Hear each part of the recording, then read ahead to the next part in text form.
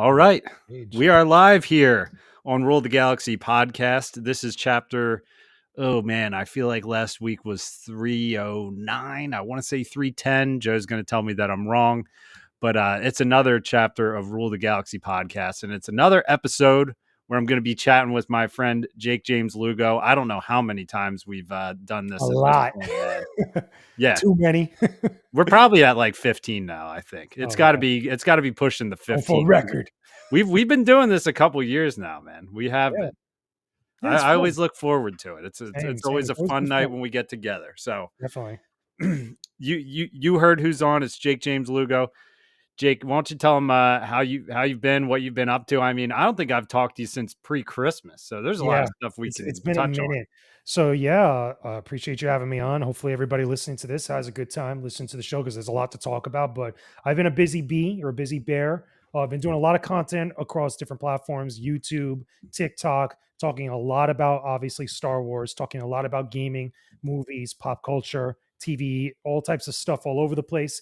A lot of different things that people have wanted to hear me talk about, as well as also get into the discussions about across social media. Obviously, with everything going on with TikTok and other social media platforms, it's been a little rocky and weird over the last like couple of weeks, but we're making the best of it. I'm making the best of it. I'm trying to do more. I'm about to hit 4,000 followers on TikTok, and I'm still busting my butt to try to get even more. But I'm getting closer. I've been trying to, hammer my way into putting new content every single day, like 3 videos a day sometimes. A lot of Star Wars content. Just put up one today about Star Wars games relation to Jedi Survivor. And then I think it was yesterday or the day before I was talking about Emperor Palpatine and a lot of other stuff. I've been trying to mix it up and trying to come up with new ideas of things to make content on. And it's getting harder, but I'm trying to put out there a lot of stuff. So fingers I crossed love it. everybody enjoys it.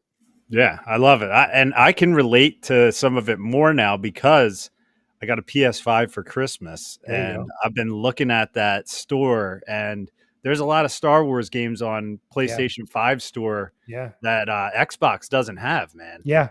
Well, and there's vice versa too. Keep in mind because PlayStation 5 or PlayStation in general doesn't have the Knights of the Old Republic games, which is a shame. That should have been happened already for a while. But most games, other than that, like obviously Republic Commando, obviously Jedi Outcast, Jedi Academy. We also recently just had Jedi, what is it? Jedi Power Battles, Bounty Hunter. Both the PlayStation Store has 2 versions of Bounty Hunter. There's the original re-release that was on PSN, and then the remaster, which is the most recent one. Yeah. Yeah, I saw that on there. I saw the Clone what Wars is on yeah, there. Phantom Clone Menace. Wars, Phantom Menace, which I actually that's another one that I have random nostalgia for, which I know I'm going to play it and be like, "Oh, I don't know about this." I got to get that PS I just got the PlayStation Plus. I upgraded my subscription to where I can Did you get get like premium? I think I got premium, Okay, yeah. because if you get premium, you get access to all those classic games, which is all those classic Star Wars games Well, that no, you don't I need have to buy. extra. I have extra Okay, you actually. need to get the one after that because with Yeah. extra, it just gives you the PlayStation 5 or PS4 like catalog, but you don't get the classics, which is annoying. But if you pay a little bit extra and you know you're going to play all those Star Wars games or all those other classic PlayStation games, because there's a lot, even though they still should add more, there's certain games that are missing. It's still worth the value if you're going to do it. Like one day, try it for a month or two, and you'll see exactly what I mean. Because there's a lot on there. Yeah, yeah. I actually am like I'm pretty overwhelmed when it comes to the classic games, and it's funny because we went right in the game. I've been fired up to talk about PlayStation with you just Mhm. because I've watched a ton of your videos on PlayStation. It's like I've had Xbox for so long. I grew up a PlayStation guy. I used to Yeah. argue for PlayStation. Like I went to war for PlayStation when Mhm. people would tell me other systems were better. Man, I loved it. But then I transitioned when it came over to Halo and Gears of War. I was like, That's I'm what gonna did go. it for me. That Yeah. I was on the Xbox 360 gen. I went from PlayStation 2 to Xbox 360, and Hmm. then from there, after the Red Ring of Death, I went to PlayStation 3, which is Okay. what probably most people did at some point. But I went to Xbox because I loved Halo from the original Xbox. I played it with friends in other places, and I wanted to get in on Halo 3 and also Gears of War once that Yeah. came. My first game on 360 was Gears of War. Yep. Yep. I had, dude, I plugged a 360 into like an old box TV to play Gears of War, and it Mhm. literally killed the TV. We were like mid gameplay. It probably was like Couldn't 15 handle minutes it. in, and the TV just went and just was done. It Yeah. was like my basement TV. That It's was like the hilarious. transition of technology, man. It really That was. was the technology telling you, "Listen, it's time to upgrade. Like, I stop know. the nonsense. Stop being cheap. Go get a brand new TV so you can experience this." Exactly.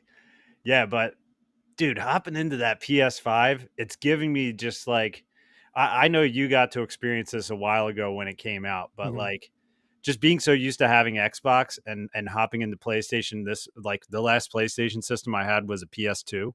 Yeah. So to see this crazy upgraded version of PS2 that I have now Oh, is because like you skipped over 2 crazy. console generations, that's why, I like know. But like, dude, I'm telling you, in my mind, and now this is leaving out exclusive games probably. I just think there's so much stuff on the PlayStation system as far as the controller goes, just like the overall look of it, how well it broadcasts to my TV. Like I feel like it gives me smoother gameplay on my TV, the same TV that I have my Xbox Series X hooked up to. do you have a Sony TV? No, I don't. I have a LG TV, but it's Yeah, because 4K. it still works with that, like, that's usually the first thing people would think of is, like, if you have a Sony TV, it's obvious, PlayStation, Sony, the branding and stuff, but I Yeah. think also it really depends on what you're looking for, because, again, you're coming at it from a different perspective of having not been in the PlayStation ecosystem or really interacted with it in a way, so a lot of stuff is fairly new and has a lot of, like, luster to it for you for now, and it's good.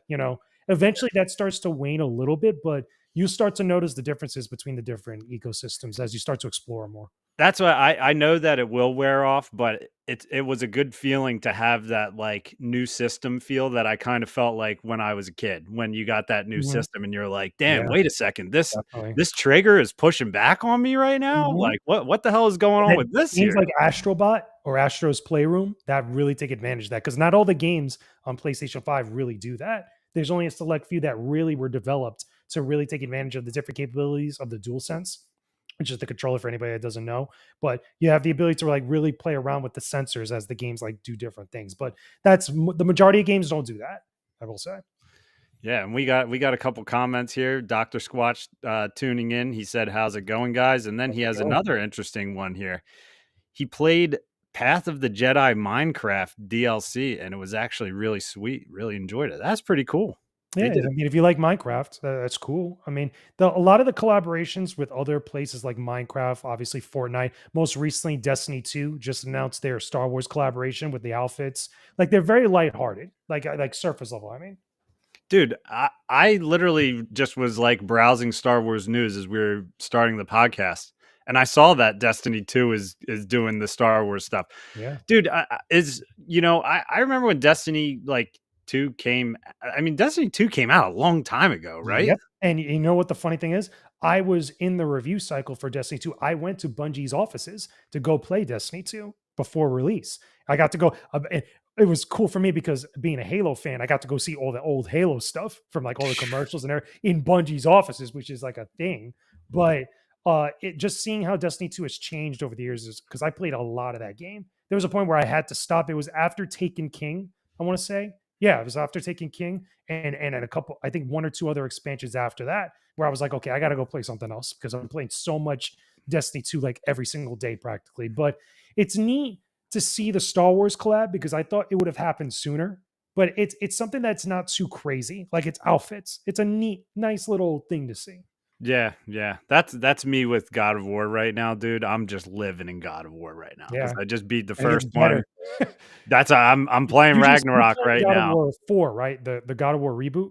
Yes, I played the reboot and I beat that, and honestly, I haven't, like, Great. hopped on a single player story game in a long time and locked in for days in a row to beat that game and Yeah. just felt like I was so immersed in it, and now I'm right into Ragnarok. Oh yeah, I've only have exactly. a couple Ragnarok's hours even into better.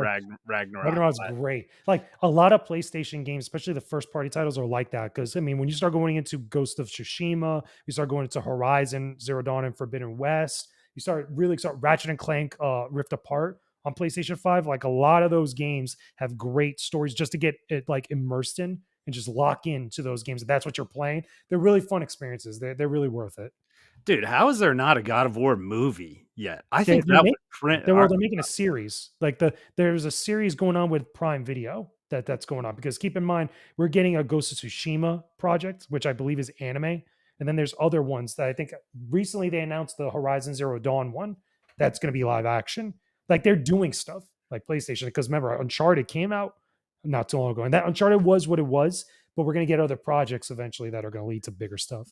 Yeah, whoever does God of War, I hope they get the right person in charge of that because it's Yeah. like the story of that is great. I mean, I think you got to start with Kratos in the beginning, probably, even though it would Well, funny enough, unless you start with the new they're ones. gonna start from the God of War 4 section. They're not gonna go Okay. back to the original 3 God of War games like that. They're gonna start from that reboot, which is where they're gonna take place. Similar to what well, they're not doing a one-to-one from my understanding, but they're taking a similar approach to what they did with The Last of Us, where it's like the current stuff going on for that franchise is where really they were kind of like starting off with God of War specifically. So I think it's Yeah. gonna be the same thing with some of the other games and the other franchises that get adopted.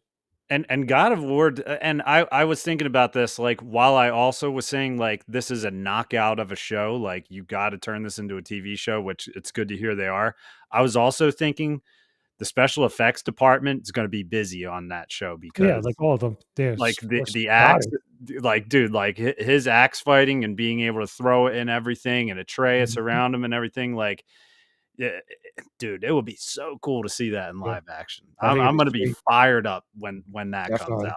I will be seated regardless of Same. who's making it It's or gonna be whatever. dope. It's gonna be dope. This We're in the age now of better video game adaptations because we have examples of that now. It can be done. Yeah, love it, love it.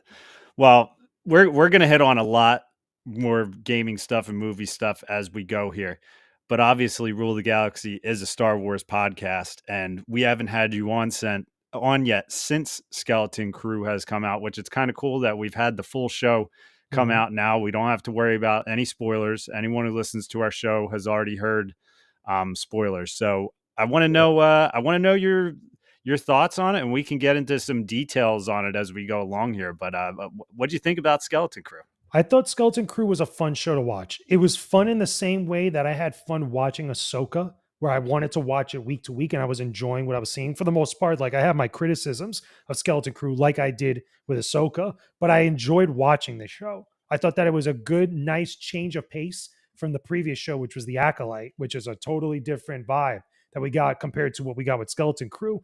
There's a lot of Amblin vibes from the show, which again, if you grew up in the either in the 80s or you watched a lot of 80s movies on VHS. If you watch E.T., if you watch The Goonies, if you watch any of this, I would even borrow stuff from like later 90s movies like The Sandlot or other types of stuff where it's like that group of kids and like that whimsical nature of the subject matter. That's what I felt like you got from Skeleton Crew. And it was cool. It doesn't impact the greater Star Wars universe. It doesn't connect to like bigger parts of like the canon, which I wish that more Star Wars projects did because they really should in some ways. But it was a nice change of pace. That was a good palate cleanser from the Acolyte. And unfortunately, like the show itself hasn't been really doing that well with the viewership, with like some of the stuff involving, the numbers of the people that are watching. And that has to do more with the brand than the show itself. But like I said, I still think that Skeleton Crew was still a solid show. I was pleasantly surprised with it. Yeah, yeah, I agree. I think pleasantly surprised is a good thing for it because I do think Acolyte put a lot of people into kind of like a Star Wars malaise where they were just kind of like another Star Wars show. I'm not even going to bother watching it, which Yeah, and sucks. I think it's exactly what happened, honestly. That's Yeah, the same thing we saw coming off The Last Jedi into Solo, which I've said plenty of times, even on this show, that Solo didn't need to be made, but it wasn't like bad enough to the point with the response that it got, with the way that people reacted to it, or at least the reaction was to The Last Jedi at the time. This one here with Skeleton Crew, it's clearly just the way that people have been feeling about the franchise because of the Acolyte. And I think the Acolyte did more damage that we've talked about a couple times than what people realize. Look, even the thing came out with the numbers about that show, with that about the amount of minutes. I think they had watch time was like 2 point something billion, but it was like compared to other shows, that's a disaster. yeah, As far as like the amount of time that those minutes were accumulated, the amount of stuff that was being done with those shows at that period of time, like some of the ratings, like it's a lot more complicated and a lot more intricate of like how bad that show was for the brand. And clearly it's affecting Skeleton Crew as well. And probably stuff going forward too when you really think about it. Yeah, Alfie had sent us a numbers thing where it actually was showing. I would have to look back to give the exact numbers, but it was showing even some individual episodes of Mandalorian and stuff where it was like, sure, you could say Acolyte was the most watched, Disney Plus show or whatever over the last year, but it's like when you really compare numbers and like bring it down to it, it did do I would bad. call sus on that, to be honest with you, because Yeah, I would have to look at which shows came out around when. Because one, X-Men '97, depending on when that came out, specifically for Disney Plus. But also, what does that really mean when you're coming out around the same summer that The Boys season 3, I think it was coming out, House of the Dragon was coming out, The Bear was coming out around that time. I'm talking like weeks apart where these shows are starting up their seasons or ending their seasons. Like, what does that really mean in the grand scheme of things? It really puts in a perspective that Disney Plus really needs to kind of, get some sort of like caffeine shot or something with their shows, or at least get their house in order, specifically with Lucasfilm. yeah. And it was like this is what I'm trying to look at it and read at the same time. But Alfie had sent a thing where it was Bad Batch, Agatha, Percy Jackson, X That's right. Men, Bad Batch was Echo. around that time because Bad Yeah, Batch ended and then Acolyte started. yeah. Those shows combined, which I'm pretty sure. So their budget, those shows combined, their budget was 242 million, while It's the not as much Acolyte. as the Acolyte. Wow, Yeah. that's sad. So for 242 million for those 5 shows, they had 9.2 billion minutes watched, Oh, and Acolyte had combined 2.6 billion. Yeah. combined those Yeah. shows had Those two. 5 combined for the same price had 9.2 billion. Acolyte had 2.6 for That more that money. also shows that a lot of people, especially even with those shows, are a little bit indifferent about it or just apathetic in some way. Because you would think if it's 5 shows, probably it should be more, depending on like how what type of shows they were and what type of audience they were going for. Clearly, there's some big issues over there, and I'm pretty sure I'm giving them a lot of the benefit of the doubt. Disney probably already sees a lot of that, and it's probably asking some questions or talking about some stuff. At least I would hope so with Lucasfilm in some way.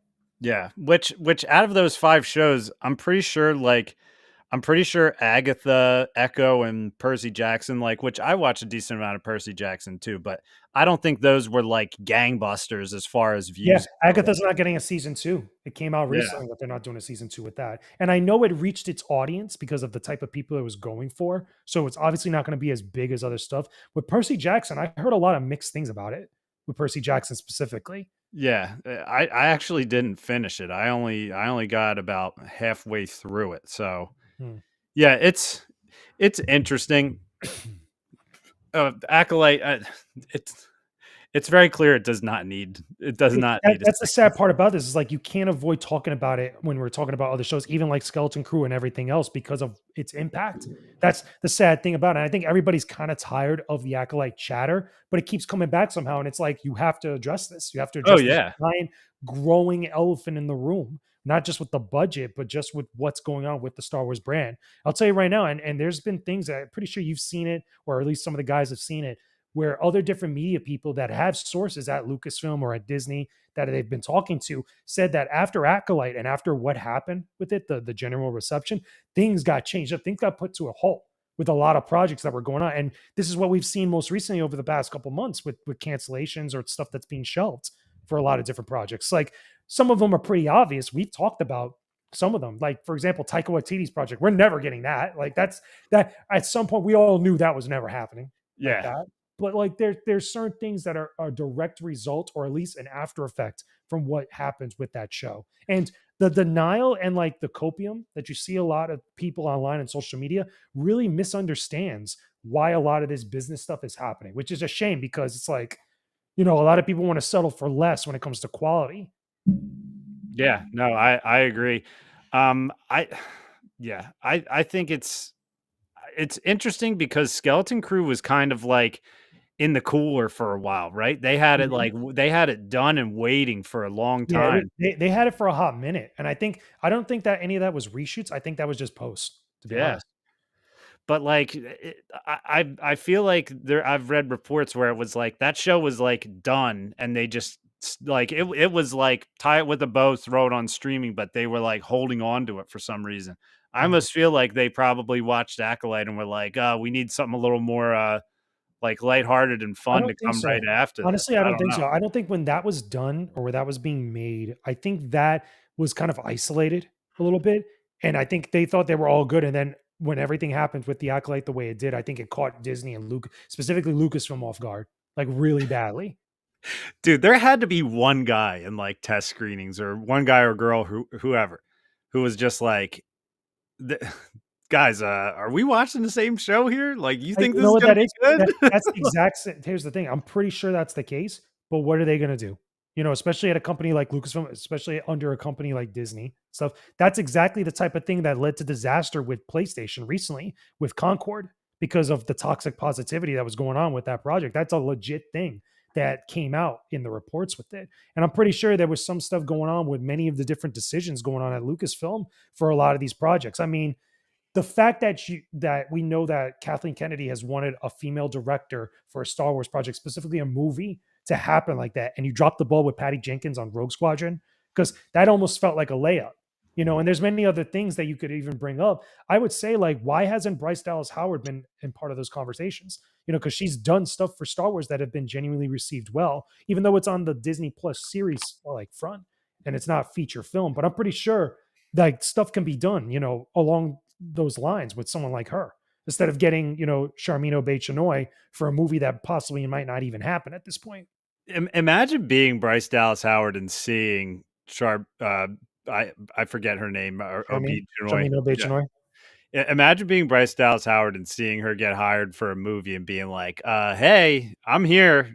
The internet loves everything I ever do with any of these Star Wars shows." Like, I mean, there's probably stuff that's other things that are going on with it. But if I was Bob Iger, and again, he's leaving soon, you know, from Disney, and that's going to be a thing. And that's when that happens, there's going to be other changes. I'm pretty sure that go on. But if I was Bob Iger or someone that was in charge, and I'm like looking at this, and I'm looking at some of the statements coming out from the talent and other people when they're talking about Charmin Chanoy's Raid film or any of this other stuff, my first question would be like, okay, what about some of these other people that that have done genuinely good Star Wars related projects? I think I don't know if that would lead to anywhere, but it's definitely a conversation I think that should have been had. That at least, you know, given all the response to everything, how it's gone, especially after Leslie Hedlund. Because I'll tell you right now, Leslie Hedlund, and it has nothing to do with her being a female director or a female in the entertainment industry. She was just the wrong person to put on that project, let alone a Star Wars project, because she clearly wasn't trying to build up the franchise. She was trying to do her own thing, and it really affected everybody, clearly. yeah, and the media, like the interaction with the media throughout it was just like I not think good they had at a all. bunch of like they had a real not come to Jesus moment, but a real like, you know, I don't know the phrase for it, but like a lot of people in the media, especially in content creation, because we saw how Grace Randolph reacted. I don't know if you got to see some of her reactions to the Acolyte by the time that show came to an end, and many other different places that were talking about that show and talking about Star Wars and Star Wars fandom really changed up their tune a little bit post that show. I mean, I'm pretty sure you could go back or someone could go back and look at many of those videos talking about many of the hot topics of the time before that show. And then after that show, it's very different. Yeah. It's a shame too, because a lot of that stuff of why, or at least things that people are saying now, a lot of other people, including us and many others, have been saying for a while. Yeah. I mean, did you get to see any of Jude Law's interviews for Yeah, Skeleton Crew? I got to see a couple of them that they posted up on social media, and he seems like he was genuinely having a fun time making the show with the kids, which is great. And Yeah. he seems like he really wanted to be there, but also I think he understood the gravity of like what he was being a part of, as far as like being a character in the Star Wars universe and like what that means and like what he's being involved with. Especially when he started talking about the Jedi stuff, you know, the things that related to his character, Jod.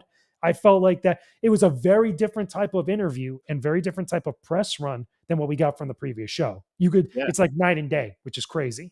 Yeah, that's what I'm watching his interviews and like just even some of like the short clips I've seen of the kids talking about it and stuff. It was like a breath of fresh air because like especially for Jude Law, you could tell like he knows Star Wars and he cared a lot about the Dude, there was no role. nonsense. Like Yeah. There was no nonsense from like what we got from some of the cast members of the Acolyte, from even the director. I can't remember the director's name or the showrunner for Skeleton Crew, but like even some of their interviews, or is it? Yeah, it was his interviews where they were talking about this stuff and just explaining what the show is like and what's going on. Like Was there it was no John nonsense. There was something? no problems or no controversy coming from any of that stuff, which was such a great change of pace, which is what I think Lucasfilm needed. Yeah, no, and that's what I got. That's what I got from their interviews. Is I was like, okay, these people love Star Wars and want to put on a good show for us, which is what I think they did. Yeah. It's like I don't know. I don't really have many nitpicks as far as Skeleton Crew goes. I do think, like what you were touching on before, how like you want it to mean more in the bigger picture. I do think if Skeleton Crew gets to make more content, I think they have the opportunity to do that, Yeah. as far as like getting a little more involved in what's going on in the galaxy, bigger picture wise, especially now that At Atten is open now. So Yeah, like, well, that the only problem, my biggest problem probably with Skeleton Crew is that it didn't really have a good conclusion for that season. Like, there's a lot of unanswered questions that clearly are going to be or setups for season two. But I wish that those things there were solved or at least wrapped up in a better way because the show had such great momentum from the beginning going onward. Like I remember because I went to the premiere in theaters for the first two episodes of Skeleton Crew. I talked about it on social media, but I did that for this show and I did it for the Acolyte previously. And this one, the reception totally different than what the Acolyte was. It was a lot more fun coming out of Skeleton Crew, and it was just on the uptick. And it was like a lot of people really were talking positive and enjoying this. But by the time that conclusion came out, it wasn't a bad ending, but it just wasn't as good as it needed to be because you don't get all the answers from Jod, which has been built up and teased throughout the entire season. You don't see the after effects now of what happens to At-Aden and also the New Republic coming into At-Aden, that actual planet like that, as well yeah, as also what happens there. There was also no big, like, not cameo, but inclusion of some other legacy character for Star Wars, which I know a lot of people don't like, but I thought that the way that they were talking about things with the Jedi, with a lot of the stuff with the New Republic, involvement within this story, it would have been nice that if what is it, the kid, not Fern, the boy, Whim. Wim. If Wim actually got to meet an actual real good Jedi, imagine if he met someone like Luke or if he met someone like Ahsoka. Like at the very Yeah, ending of it, like we don't even need to see the conversation, but you get to know like he's worshipped the Jedi throughout this entire series and looked at it a certain way. He finally gets to meet a Jedi that's like a good Jedi that we could actually see him, having a good interaction with, or something along those lines, or at least maybe even seeing one of the other legacy characters show up with the New Republic, like seeing C3PO or R2 or something, at yeah, least to wrap it up by the end, because I felt like we were leading to that and we just never got that. yeah. And I feel like this show deserves its opportunity to have moments like that, which is why I hope they understand that like this is the kind of thing that people do want. Like this was a good show. The numbers I hope will start to come in. That's the That's why. problem. The numbers are going to dictate that, and I think that it's not the show's fault if those numbers aren't high, which is a shame because clearly that is a direct result of something else. Yeah, I even see a Forbes article from January 29th, which is It's today by Eric actually. Kane or Paul Tassi that wrote it at Forbes, because I know Eric Kane has written about it. I've seen his stuff. I haven't gotten a chance to talk with him about it, Yeah. but he's been saying a lot of the same stuff that I've said. And a lot of the reports are coming that when you're looking at those numbers and a lot of the chatter about it, that it hasn't been good for Skeleton Crew numbers wise Yeah. for viewing. It is Eric Kane, and the title of his article is "The Acolyte Ruined Star Wars Skeleton Crew Before It Ever Even Had a Yeah, Chance." exactly. And everybody knows that, which is a shame because I think if I was over there at Disney and I was over there at Lucasfilm, the decision I would make was at least give this one more season, maybe because I like the 12 episode season. Yeah, I think it was 12 episodes. I like these longer seasons. I think that the half-hour episodes are a problem though, which is what we said for all the shows for the most part. They need to be 40 something minutes. If you're going to do smaller less episodes, like smaller seasons, like 8 to 10, give us like an hour episode. And I think everybody would be totally fine because that's what every other streamer does. And look at the receptions of those shows. Yeah, no, I agree, and that's what I always enjoy about HBO shows and everything. Is it's Yeah. like when I'm watching a new HBO show, which I don't know, things started to get a little odd. Like sometimes House of the Dragon or like Game of Thrones towards you'll randomly get an episode that might be like a little bit longer or something like that. Yeah, Or but like but those for shows are most good though. Like, yeah, for the most part, they're usually an hour long. You know yeah, what I mean? It's like I know I'm in for an hour of entertainment. Where it's always for Disney Star Wars shows when they release, I'm always sitting there just like, what's the runtime going to be yeah, on you're it? looking And at the then you like clock, which see, you shouldn't be doing. Like, you shouldn't be feel yeah, like you're shortchanged. That's how I felt about Acolyte with the runtime on theirs. That's how I felt a little bit with the Mandalorian season 3, and I never felt that for season 1 and 2. I didn't even feel that for Obi-Wan and Book of Boba Fett, I don't think, if I remember yeah, correctly, because I think all of the shows have had shorter runtimes. I'm pretty sure, with maybe the exception of Obi-Wan, because Obi-Wan was hmm like 6 episodes or so. But you know, you don't want to be staring at the runtime when you're streaming the episodes. You shouldn't be doing that. You should be in the story. You should be in the yeah. story what they're telling you, which again, at least I had that to a point with Skeleton Crew, but they need longer runtimes. They need to at least give this show at least the benefit of doubt to go into a second season with that. Like when I see a 37-minute runtime on a show that's like an 8 episode season, I'm like disgusted by it. Yeah. You know what I And mean? Where I'm everybody like is. 37 minutes, like what the hell is this? Like Every person that has talked about these shows has said that exact same thing, and everybody has said before the shows come out, fingers crossed, they're longer episodes, and they never freaking do it, and it's a shame. I think that's, you look at the budget for the Acolyte, which 280 plus million, like that. You're like, how can none of that money go into longer episodes instead of some of the other stuff that it probably went to? yeah. And I mean, I do think Acolyte did a better job of making their show, or not Acolyte. I think Skeleton geez, pardon my French. I think Skeleton Crew did a better job at making the show more cinematic than Acolyte, Yeah, without a you could doubt. you could see where the money went to. Yeah. With Skeleton, more so with Skeleton Crew, and I felt like they did more location stuff, not so much in the volume. I'm pretty sure they used the volume. I think all the shows use the volume, but you could tell much in the same way that Andor did, where they went to more locations. I mean, Yeah. I criticize Andor all the time, and I say the things I say about it, but at least they went to real locations to go film stuff. I wonder if we'll get a behind the scenes on Skeleton Crew, Oh, we you will. know? Well, we'll Okay. definitely, we definitely will. But all the shows have had behind the scenes, right? I'm pretty I think sure. they have. I don't know if Or no, Acolyte does has. Acolyte have one? I don't remember if Acolyte had a behind the scenes one. I think the last one we got was Ahsoka. Yeah, Ahsoka had it behind the scenes, and then every season of Mando has Yeah, had every it. season of Mando has it. Obi-Wan has it, I'm pretty sure. Yeah, Obi-Wan definitely Yep, has it. Obi-Wan did, Book yeah. of Boba Fett, I'm pretty sure has it too. Yeah.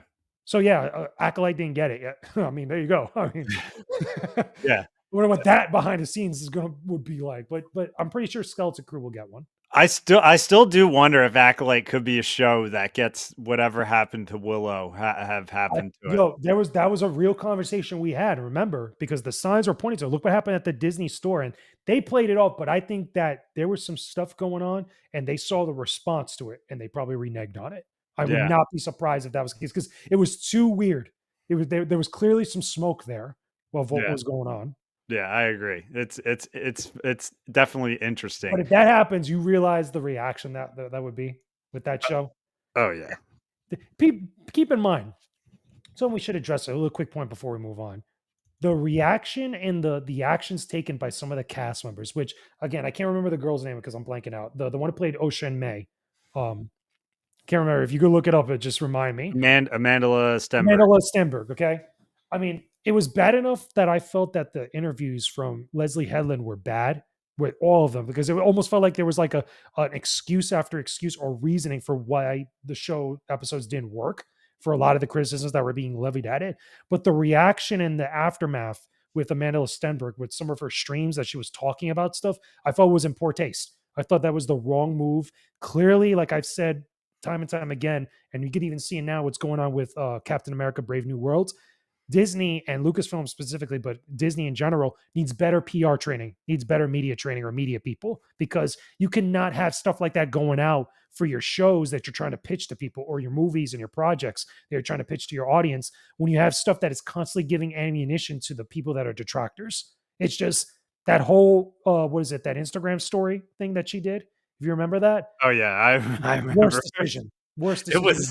It was was bad. dude, The Acolyte was a wild time on the internet. It All really those was. interviews, like you could point to multiple interviews with Amanda and Leslie, with Leslie and Collider, with what's the dude's name that played Yord? Oh my god, like that is a case study in what not to do with your project when it comes to PR and media. That is and the crazy thing is, a lot of people, especially a lot of content creators on social media, were constantly trying to be in denial about that and were constantly making excuses about that. It was bad. It was really bad. It's like you would never see some of that stuff from Marvel, other than this one recent time, which wasn't even all that bad, with what is it, Anthony Mackie for Captain America: Brave New Worlds. Even then, I felt that was blown out of proportion. But like some of the stuff that was going on with what is it, Acolyte, you would never see with some of the other Marvel projects ever. Yeah, I've actually seen the Anthony Mackie like clip that's like circulating, and I think Anthony Mackie is definitely a veteran in the business. I think it's definitely not like the right quote to probably Yeah, say it was the wrong before your time. Like, movie's I knew coming what he was out. trying to say, and I think a lot of people get what he was trying to say. I think it's misconstrued. It's misconstrued. Yeah, What people are sharing is I do think it's misconstrued. I yeah. and you can keep going. I'm sorry to interrupt you, but I No, no, did no, you're want fine. to It's say just I was saying like it's definitely misconstrued. I think that he could have worded it much better because I get his point and he clarified later. But again, it goes back to me. I mean, with him, he had that statement like a day after, I think it was like something like that on his Instagram story, which is fine. We all got it. But when you're trying to promote a movie, every little thing could be used against you. It could be scrutinized. And when you're trying to pitch stuff for a film that has been in development and has a lot of problems behind the scenes that we all know about, with Captain America specifically, you have to be on your P's and Q's. You have to make sure your I's are dotted and your T's are crossed with every little thing. That goes back to PR, goes back to media training, goes back to all that stuff. And I can't even blame Anthony Mackie for it. I don't think he meant ill with it. yeah, It was definitely not in the same vein as what you saw with like Amanda Stenberg, with Leslie Headland when they're being interviewed with that guy and they're talking about the fans and stuff, or the guy who played Yord, when he's talking about, who blew up the Death Star. It's like, come on, man. Like that's me. His agent should have jumped in there in the middle of the interview. Like, let's redo that. Like, come on, man. exactly. No doubt. Come on. No doubt about it. I mean, and I do think that from the previews I've seen for the new Captain America movie, I do think it looks good too. And yeah, I don't know. I kind of feel bad.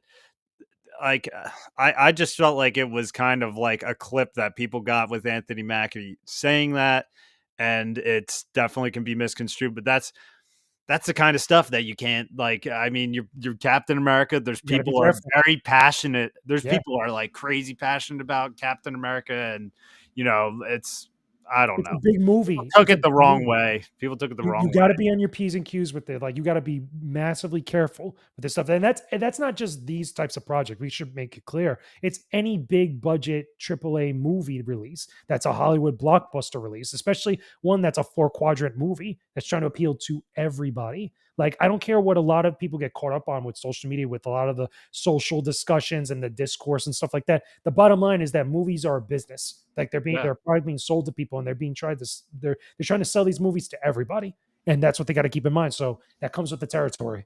exactly, exactly. So it's interesting stuff. Um, so beyond Skeleton Crew, have you been seeing some of the stuff for this Ahsoka season 2 with Yes. possible Ewan Number McGregor? one, number one, the recasting. Okay, that came out for what is it? Balin Skull. Oh yeah, Good choice. I like it because not only was it Ray Stevenson, and again, I can't remember the actor's name that played the the Hound. Hound from Game of Thrones. I apologize, I can't remember the actor's name, but him and Ray Stevenson were boys. So this is like, he knows the dude. He probably knows his mannerisms. Probably knows the character at least a little bit more so than most other people outside of Ray himself. I like this, and it makes sense because you get a big dude, you get another like stoic, almost kind of like intimidating presence type of actor that could play that part, and you could hand wave it a little bit where Balin's time, wherever he's at, involving the Mortis gods and stuff, probably messed with him and his physiology. You could probably get away with that, but I'm cool with this casting. I think this was a solid recasting for that character instead of wasting it, because we love Ray Stevenson's performance as Balin Skull. I think he was an awesome actor, did a big impact with that show. Don't waste it. This is clearly a different approach to what they did with T'Challa when what is it? Chadwick Boseman passed away. and stuff. Mhm. A lot of people kept saying recast the character so we don't lose the character, and they went the way they did. This is the complete opposite of that, and I think it's the right choice. Yeah. It's Rory McCann is Roy who McCann, yeah, there you go, the yeah. Hound. Yep. Yeah, him and And Ray he Stevenson were boys, which is good. yeah, and that's good. He's going to get to honor him and keep the character alive. That is like perfect. That's a good Star Wars decision. In my opinion, post Acolyte, I've been seeing a lot of good stuff with Star Wars with me ignoring any movie news Mhm. we're going about here, but I think there's been a lot of good decisions as far as the shows go. Yeah, so I there's like some it. interesting stuff with it. Sounds like there's going to be a lot of flashbacks in Oh Ahsoka yeah, season 2. we got to talk about the big one with Natalie Portman. Oh my When god. that happens, I think that's locked in. I think that they haven't said it. I think that there's a lot of chatter because it might be locked in. And if we get like a Clone Wars flashback with Ahsoka, where we get all the original prequel crew with the young actress who plays young Ahsoka, like that, that's gonna do it. I mean, I get it. It's a member berry. We get it, but we want that right now. We want Yeah. that. We love that about Ahsoka season one. We love that about some of the aspects from like the Mandalorian season two, with Luke showing up and him showing up in the book of Boba Fett. We appreciate stuff like that because I think that's what Star Wars needs right now. That's a Yeah. W.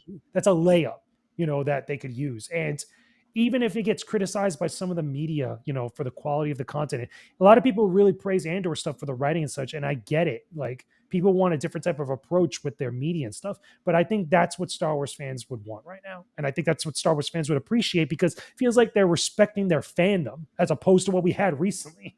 You know what I mean? Yeah. And guess what? If Ahsoka's going to give us member berries, then That's the best one.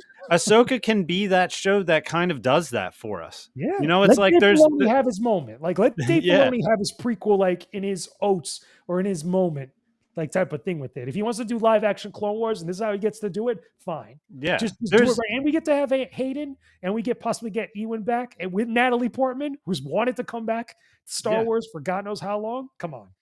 This is a exactly. W waiting to Yeah. happen. You have millions of fans who want to see it, number 1. And number 2, it's nice to see these guys get their flowers, Hmm. while they still can kind of play these roles before they're getting into like really older age. You know what I Yeah. mean? It's like these guys all still look pretty damn good for They wanna the do it. That's the yeah. best part. They wanna do it. They wanna be there. Like, I'll tell you right now, like, our criticisms of Obi-Wan Kenobi aside, Hayden and Ewan wanted to be there. Like, straight Yeah. up, they love these characters that they play, that they're now granted, they took a lot of flack from the time when those prequels came out, and I don't blame that solely on fans. A lot of places really misconstrued how that was really the fans' fault, and I don't think so. That was the media's fault. And I know this because I lived it. I saw all the media stuff of how it was reported on and how things were put out there. Granted, there's faults on all sides, but those guys still love those characters. They love being them and they love going to the conventions, talking about it with people. They love being in those projects where Hayden gets to do lightsaber choreography again with Rosario Dawson, where they're friends. They've been friends since back then in the prequels. Like, this is so much W written all over it on a lot of this stuff. And Natalie Portman, who's talked about wanting to come back to Star Wars. That's everybody loves Natalie Portman when it comes to Star Wars. Granted, she's had a lot of rocky stuff with Marvel, but like she's never had a bad thing to say about her experience with Star Wars like that, which is awesome. So if she comes back for Ahsoka season two, and I don't think it's a thing with the worlds between worlds, essentially. I don't think it's like a force vision type of thing, like what we got, even though that's what led to the flashback with the Clone Wars in Ahsoka season one. But I think that they're going to start implementing her and she actually has some dialogue and actually does some things. I think it might be a little bit more complicated. Yeah, yeah, yeah. You could technically even do a scene where Ahsoka's like telling a story about something that happened during the Clone Wars, and then you transition to that Yeah. Or flashback. reminiscing, I want to see a whole damn episode. Oh, I'd be down. That's Oh, what? You whole get a whole episode of Clone Wars stuff like that live action? You yeah, kidding me? dude. Every Star Wars fan who grew up not only watching the prequels but watching Clone Wars will lose their damn mind. You kidding? That then Dave Filoni is like, he's a hero again because I know a lot of people are mad at Dave Filoni lately, which I think is still misplaced because of everything that went on with the Acolyte and a lot of like misreporting and misinformation or weird statements. But he gives us that, Yeah, that's a W. That's a very big W.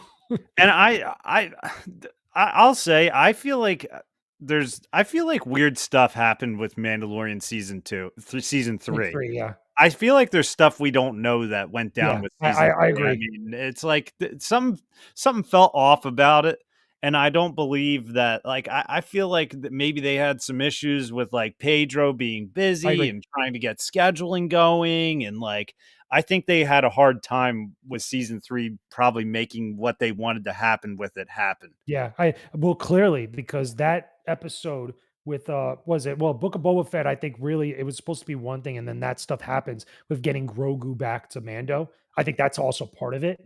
But I also think like there was just a lot of chaos probably behind the scenes. You could tell, and I know that there's people that know stuff that they just haven't talked about it.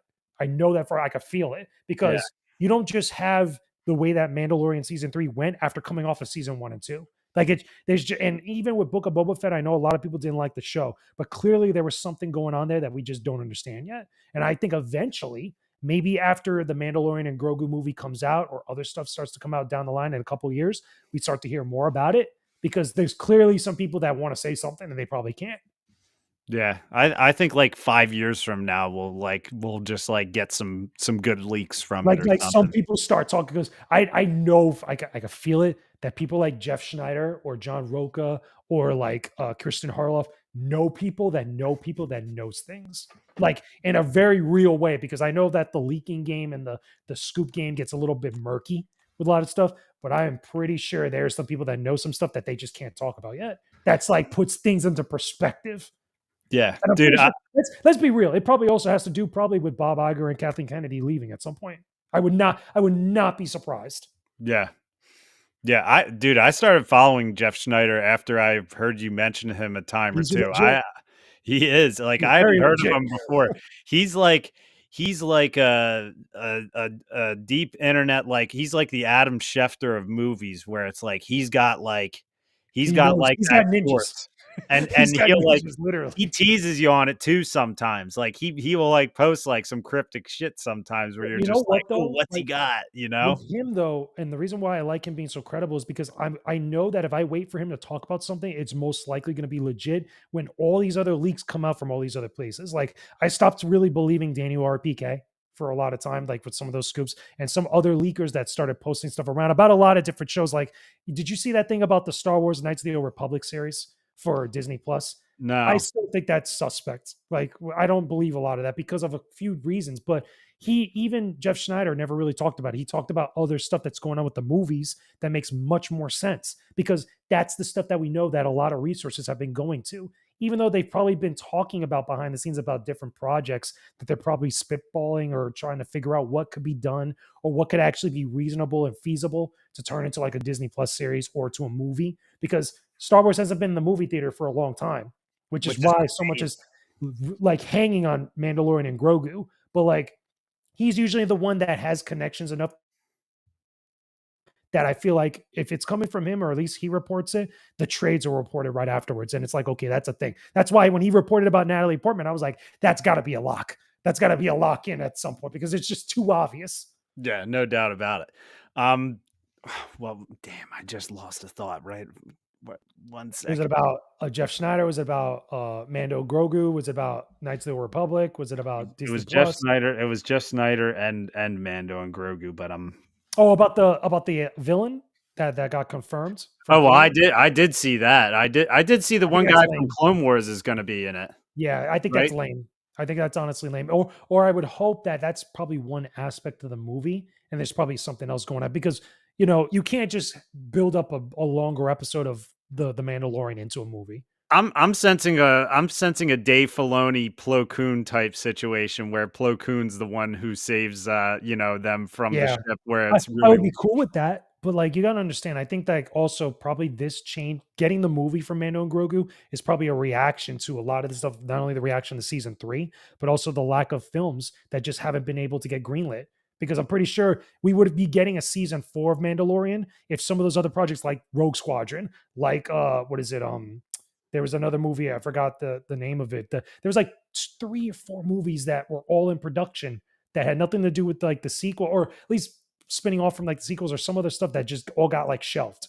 yeah. Like Taika Waititi's I mean, Tucker Tito's movie, Rogue Squadron, the Ray movie, which I think is still in limbo. That probably I still skeptical of that even happening.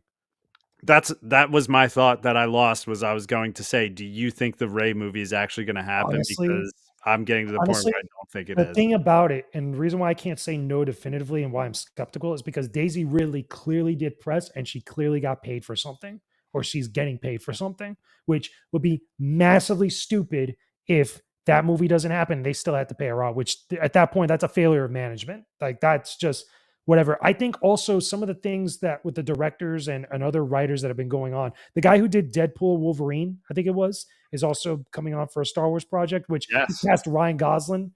I think that there's some movements going on over there that probably relates to some of these projects, or at least things are changing up for some of these projects. Because I'll tell you right now, Kathleen Kennedy is like hell bent on getting that Ray Solo movie out there. But you know, like I said, why go back to that character from that series like that? Why put out all those stories about how Ray is the most like coveted like commodity for Star Wars right now, which makes no sense. Which really the answer to that was Grogu. Really, Yeah. that's the hottest commodity for Star Wars when you really think about it. But a lot of that stuff is very weird. So I think a lot of these like reports for the movie specifically are probably things shifting over there. Is it the, is are the Ryan Gosling rumors, are they related to the Mangold movie, the No, James no, I Mangold don't movie? think it's the Mangold movie that he's a part of. He's part of the guy that made Deadpool and Wolverine, the Deadpool writer or whatever. It's Like, his movie. It's a totally separate movie. The Mangold stuff is also weird though, because there were reports that came out when he was talking about it, saying that he's going to be doing something that's an origin of the Force, which I know I've heard some people talk about it, and I think it's also a bad move. Like, I thought we were going to go get like stuff for like if we're 25,000 years in the past, or yeah, 25,000 years in the past, that we were going to get the origin of the Jedi Order, like the Jedi and Typhon or all that other stuff. I know Star Wars Theory talked about it on one of his podcasts where he got deeper into it, where what that movie could be. But the quote going around was that it's an origin of the Force, of where the Force might come from. I think that's a bad move. yeah, that's you're entering dangerous territory. You're pretty brave if you're Because directing that. look, George Lucas did the same thing technically with the midichlorians in the prequel trilogy, and people flipped out, like literally flipped out, and gave him so much crap about that, trying to give a scientific explanation of the Force, which people felt should have been just like very vague and stayed mythological and super like unanswered. You try to do that now with an origin of the Force, that's a disaster waiting to happen. I feel like. Yeah, and you're right. It was, the Sean Levy, movie Levy, director. that's Yeah, what I was thinking of. Yeah. that's And who by the he's way, being James related to. Mangold is not in good graces right now. Look what happened to his Indiana Jones movie. Yeah, Like real talk. Like he did Logan. I give you that. He did Logan. That's fine. I think Logan's a little overhyped, but I understand it. That Indiana Jones movie is a hard note for me. yeah, Because after that, he would not have been part of Star Wars after that freaking reaction. And what happened? Because that was a failure. That was you want to talk about the acolyte being bad. Indiana Jones was worse. yeah. They, Lucasfilm is in an interesting position. It's like, I don't know. It's, there Kathleen Kennedy has been, like, not doing a good job at all, really, for the last couple By the way, years. offshoot of that, I think Jeff talked about it at one point. He talked about it with John that eventually she's going to go. Like that's like an inevitability. And I It's think it's gotta also happen she's eventually. never going to be fired because he talked about it on the hot mic one time. He said like there's no place on earth or no instance where they fire her. It's just not going to happen. I think the backlash and the perception of it would look bad for Disney because they and Lucasfilm because they put themselves in that hole. But I think that when she eventually goes and she's set out to retirement, quote unquote, like that, then that's when some real hard questions are going to have to be asked and real, hopefully, fingers crossed, some real change happens over there, which is anybody's game now. It doesn't look good for a lot of things. It's needed change for a long time, and it's like I have nothing personal against Kathleen Kennedy. I didn't. I've looked at her career, what she did before she became in charge of Lucasfilm, and obviously she was involved in a lot of incredible things. I just Like a think it's like producer, at what point, like, does she even want to do this? Like, for all the criticism that she gets and for everything, it's like, does she really like? Is she really that dedicated to it? I Like, think she does. I think she is because again, she's a vet in the entertainment industry. Like she's been a part of some legendary releases, which I don't think was really as a result of her. because she worked with great people. I think that she was within that vicinity and she did some good stuff as a producer, but creatively, like that wasn't her wheelhouse. Or at least the decision making, the final decision making wasn't her choice because she worked with Steven Spielberg. Steven Spielberg had the final say on like everything. She Yeah. worked with George Lucas. George Lucas had the final say on everything with Star Wars. Like, and the list goes on. But the thing is that I felt like a lot of her choices as the QB, as like the head person in charge right now, it's just it's a real questionable thing where it's like clearly there has been a lot of problems that you just have not been doing the job right, or at least not been doing the job satisfactory enough to really advance this franchise or advance this IP, advance this company. Yeah. Because well, after she took her leadership, that's when everything started going downhill for Lucasfilm. When you really look at it over time, because we couldn't say that about the Force Awakens. When the Force Awakens happens, when she came into it, you couldn't say that because the Force Awakens was that first film that did well because it was the first Star Wars movie post prequel trilogy, Yeah. post And Revenge of the Sith. I liked Force Awakens. I did But like a Force lot of people Awakens. were optimistic about it, but like after that, when you start getting to actually no, technically Rogue One technically was really the first. No, no, was it Force Awakens or Rogue One was the first one? I don't remember. I think it was Force Awakens then Rogue And One. Rogue One. Okay, so Yeah. Rogue One and Force Awakens, you can't really say that. But then after that, when you started getting Last Jedi, Solo, and Rise of Skywalker, and everything else with the series, despite Mando being what it was, you have to really look at this and be like, that's when Star Wars really had a bad time that things were going down.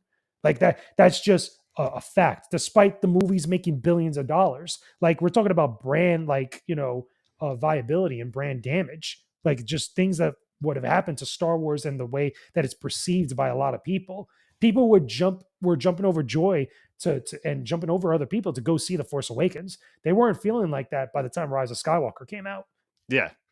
Here's like the blatant truth.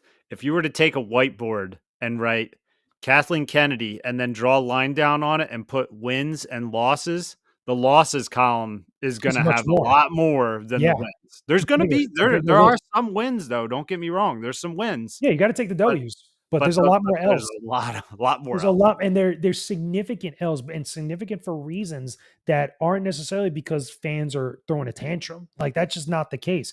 Last Jedi, the reason why that was so bad, obviously, was the story stuff, but it was the after effects of that came from that specific fracture point for the rest of the franchise, the rest of the IP. I mean, it costs a ridiculous amount of money. Look what happened with Solo. Solo was the first movie that lost money for Star Wars, even though it still made a lot, but it still was that downtick.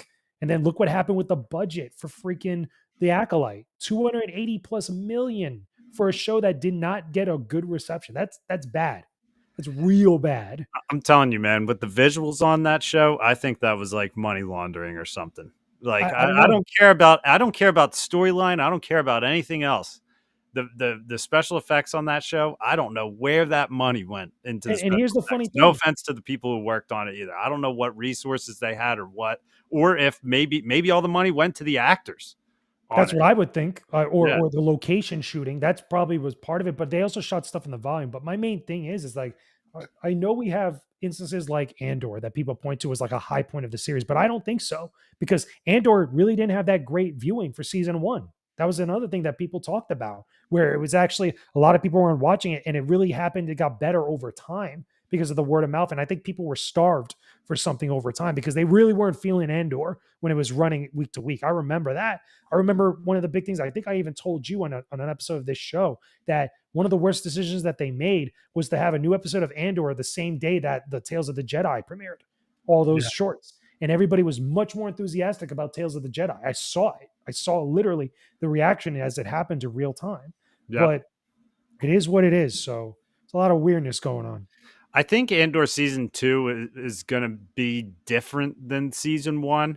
I remember I liked Andor, but I wasn't in like I wasn't in the boat of people who like are there's like a large segment of Star Wars fans that are like overboard Yeah, that Andor. show is overhyped. That show is Yeah, ridiculously overhyped, and by a lot of people. And it's either I think there's going to be a lot of revisionist history about that show down the line, especially if season two is good. But also, I just think that Andor is indicative of a thing where I get that some people like it, but as someone who has watched literally everything Star Wars since practically the beginning, it's probably one of the last generation raised on the original trilogy.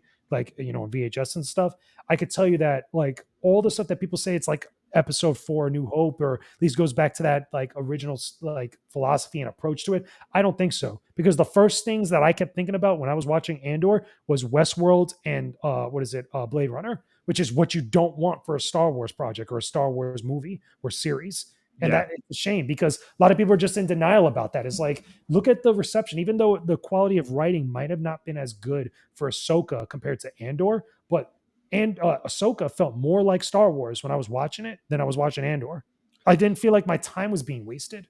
Yeah, and I agree with the Blade Runner like references to Andor, to where it felt like a sci-fi movie, where it's like, to me it's like I watch Star Wars, I don't feel like Star Wars feels like I watch Star Wars prequels or original trilogy. I don't feel like it feels like sci-fi. I feel like it feels like Star Wars. Like It's not that's trying what to it be feels high like. minded. Like, there's nothing wrong with higher quality writing, but the tone and the atmosphere just was not it. Like, Yeah. again, it felt like Blade Runner. It felt like it was trying to be elements of Dune to an extent, because Dune, when you compare it to Star Wars, Dune is much more high minded. It's much more sophisticated in the way that it goes about things, where it's talking about, or at least getting into aspects of like cinematic, like, philosophical questions and other types of stuff. Star Wars was never that. Star Wars was adventure, but it was much more streamlined. It was much more action packed. And it was a lot more kind of like it wasn't as high minded for the sake of actually being enjoyable for people, which Yeah. those other things are enjoyable for what they are. But that doesn't mean, like, if you're going to make a project that's set in a universe that's been going around for 40 plus years, like, there's got to be some consistency there. And I feel like a lot of people give excuses to Andor because of that. And it's so overhyped because of it. Yep, that's what Alfie always says. Alfie's always like, Andor checks off a ton of boxes other than being entertaining for me. And Alfie can correct me if I'm wrong, but I'm pretty sure that's what I Alfie totally always get that. says. He always said he had to rewatch an episode a couple times because he would fall asleep watching them. Like, which he was I like, that never I've happens to rewatched it Star Wars. as well. Like, I honestly have rewatched Andor a couple of times now, like the full series and stuff, and I still feel the same. If anything, I feel a little bit worse about it because I feel like so many people are giving excuses for it. Because look, Andor was a show about that was a spin-off of a spin-off, for a character that we know where his story ends. And I don't think like the stuff built around him is as clever as a lot of people really try to make it out to be, as far as the Star Wars galaxy and universe is concerned. But Hmm. again, I digress. I got a lot of crap for saying that, and same thing even with the Acolyte to some extent. But it is what it is. Yeah, and which we've had other guests on the podcast who we have people who are like hardcore Andor fans or might not like it, and it's like it seems like we've even had 4 people on here at a time where everyone kind of has like varying opinions on it. It's one of those, it kind of is a lightning rod show, not in a not in a bad way, like not in an Acolyte way where it's like, it's like hardcore dislike or hardcore love. I mean, the Andor fans are wild though. The Yeah, people they who are are wild. like And way I into think that some Andor, of them are that's a obnoxious. wild Some sector. of them are very obnoxious. Like, I had a couple times on social media where my fandom was questioned for Star Wars, despite all the stuff out there that people could see about how I feel about Star Wars projects and my perspective on stuff. It's like, damn, because I didn't like the show, now I gotta have my fandom questioned. Like, I'm not a real fan now. It's like, come on.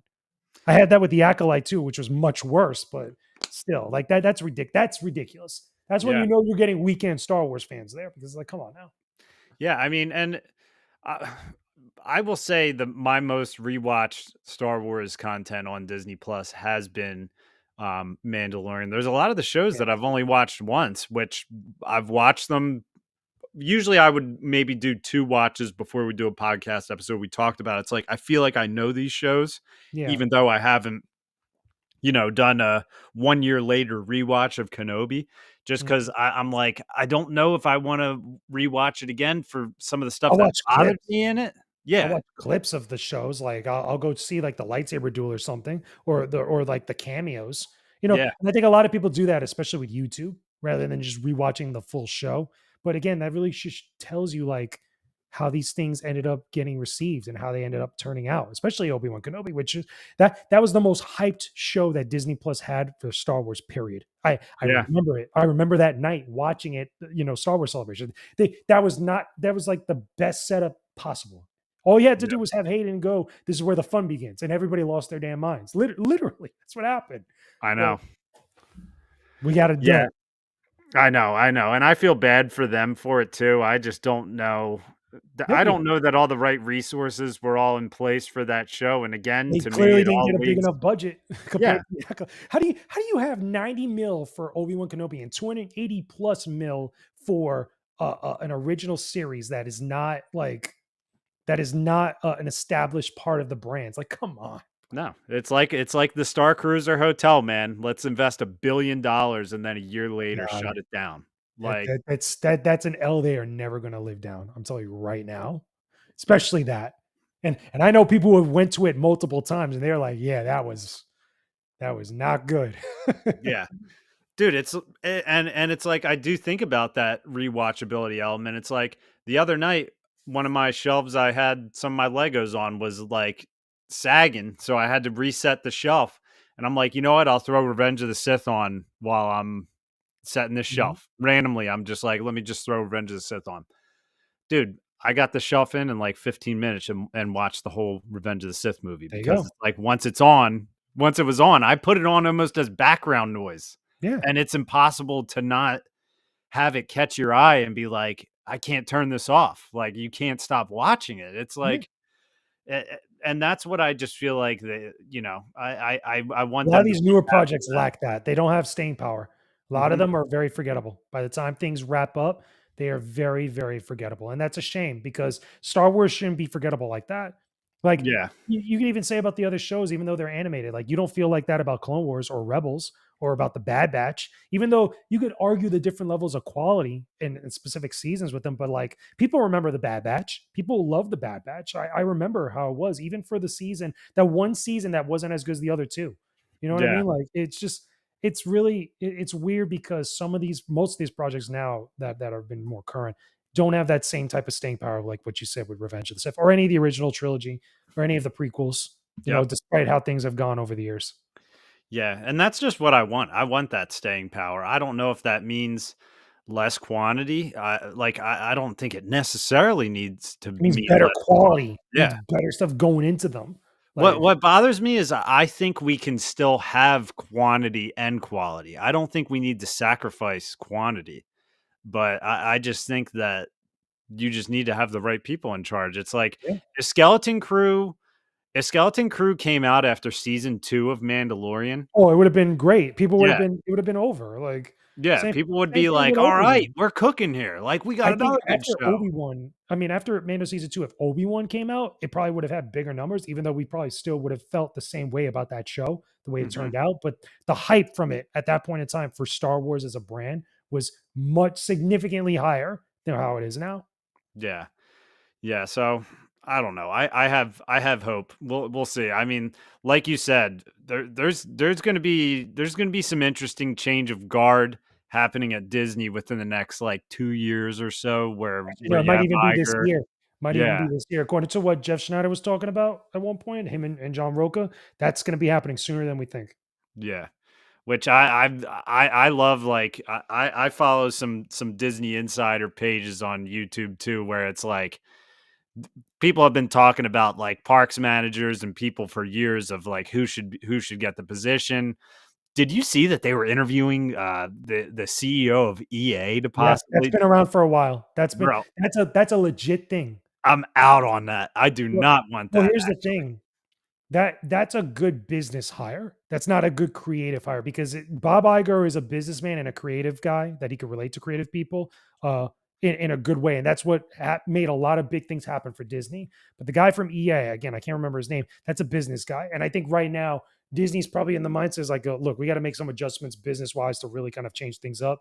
That clearly hasn't been working, and a lot of it has many other things that are factors dealing with the last like 4 or so years probably that are both political, social, and other things all like mixed into that. But we'll see what happens. But we do know that Bob Iger is eventually going to leave, and eventually Kathleen Kennedy is going to leave. Yeah, and he can't do what he did last time when the last CEO took over, where Oh, he Chapek. still, yeah, when Bob still had his office and still was pulling strings and essentially like telling Chapek what to do. Yeah, well, He was weird. like, yeah, it was an uncomfortable situation. Bob did not want to let go of it. I mean, I do think I do think Bob has some good intention with things too. It's just like I don't know. We'll see what there's things happens. that again, wins and loss column. Like Yeah, if I was an employee and I knew that my L's would be like heavy outweighing my wins, I'd be like, I'm worried I'm going to lose my job. I probably should get fired. Like, you know what I mean? But yeah. We'll see what happens. yeah, we will see what happens. I saw some articles today that we're going to get some good Super Bowl movie trailers. Possibly. There actually might be less Super Bowl trailers this year. Really? A couple places that I read saying like there's not going to be as many. I know that we might get more stuff for Superman. We might get the Fantastic Four trailer, which would be neat.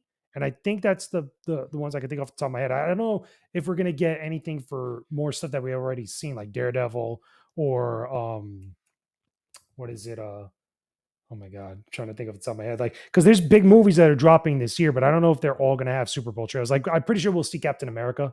I wouldn't be surprised, but we've already seen Captain America stuff that's brand new. That's what I saw. I saw an article that said only two of the three upcoming Marvel movies will have a trailer, which they Also, it's had.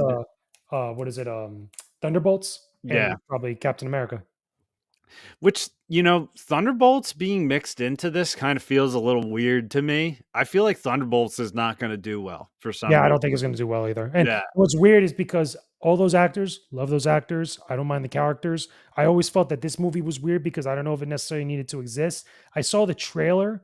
The trailer didn't really do a lot for me. It didn't change my opinion on what the movie might be, but the story might be interesting when I finally see it.